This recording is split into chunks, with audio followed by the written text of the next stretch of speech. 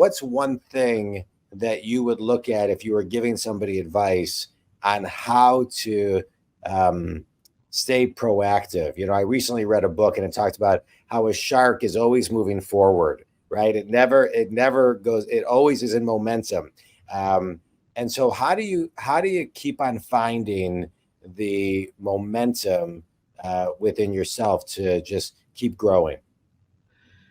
You know, a lot of that, you know, comes from passion, you know, loving what you do, right? I think that's really the first thing is, if you love what you do, you know, it just everything really is a lot more fun, and you know, a lot more authentic as Yeah. well. So you know, I think that's a very critical point to consider. And then you know, you really have to um, figure out how to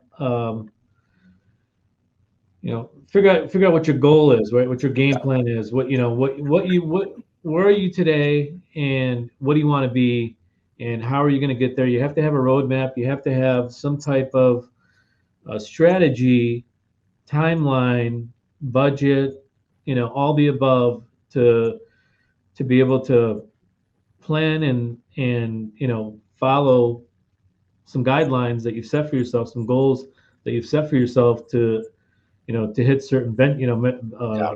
benchmarks. So I think, you know, really, um, you know, being stagnant, you know, people pass you by, so you have to kind of continue to be, you know, to have the ability to pivot and change with market conditions and be nimble and you know, kind of running lean, if you will, you know, where if, you know, something happens, you know, COVID, something, Yeah. cannabis is, you know, very, you know, things happen all the time. Um, and you can never really get, you know, be complacent. You always have to really be able to make a move at, you know, overnight, you know. Yeah. Yeah. No, I So hear you. yeah, I think that's really the key is just really being able to be nimble and to pivot Yeah. when you know, when things happen.